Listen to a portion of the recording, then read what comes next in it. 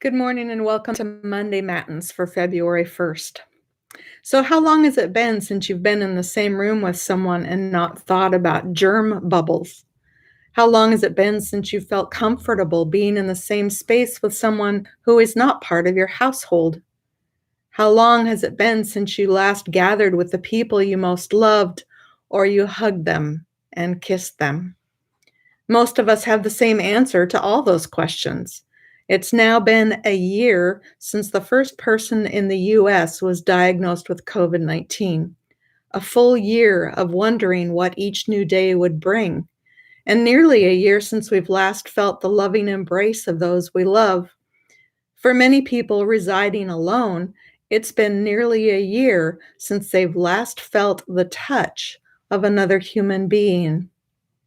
If you've ever spent much time studying the varied creatures of this world, you're well aware of the fact that humans are not the only species for whom touch is important. We've seen monkeys and apes hold, hug, and caress their family members. Elephants are well known for this behavior. Wild animals, farm animals, sea animals, you name it. They check in with one another with physical contact. They nurture one another, console one another, and like us, sometimes use touch in negative, harmful ways. But in those family units, the pods and the flocks, the herds and the packs, touch is essential for life. Family therapist Virginia Sarter once said, "We need 4 hugs a day for survival. We need 8 hugs a day for maintenance. We need 12 hugs a day for growth." And here we are, most of us racking up 0 hugs a day or 0 human contact for much, much longer stretches of time. Writer and psychology student Eleanor Morgan says that we humans are designed to touch and be touched, which is why so many who live on their own have suffered during the pandemic. And she asks, will we ever fully recover? You may be wondering the same thing.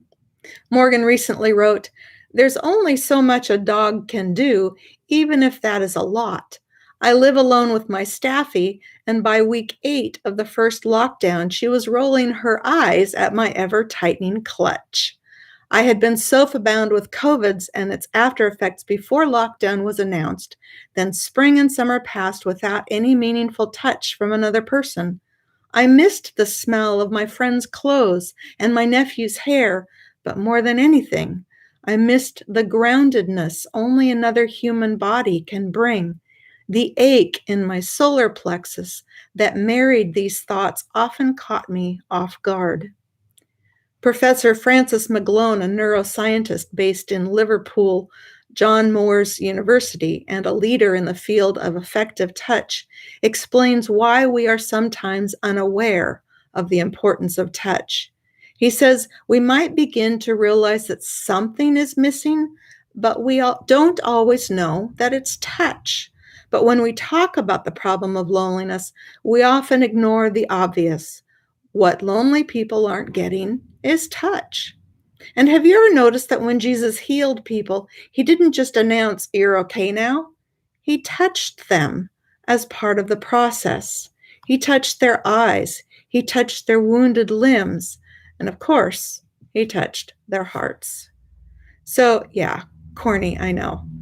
So, in this time of pandemic and separation and not even hugging our nearest and dearest, how do we soothe our souls and lower our stress and just keep ourselves going?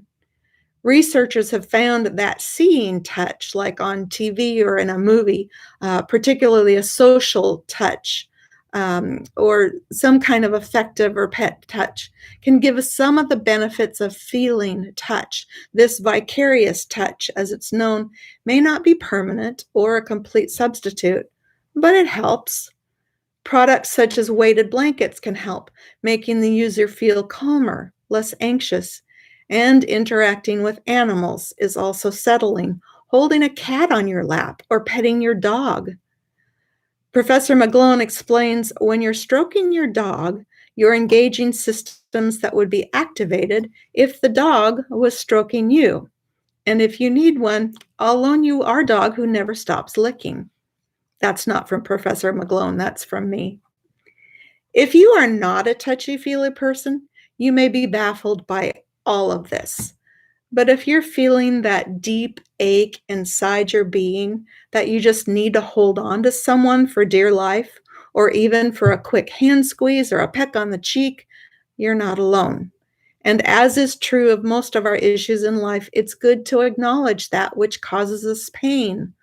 Only then can we work to find a solution, even if it just means snuggling up with a warm blankie and a teddy bear.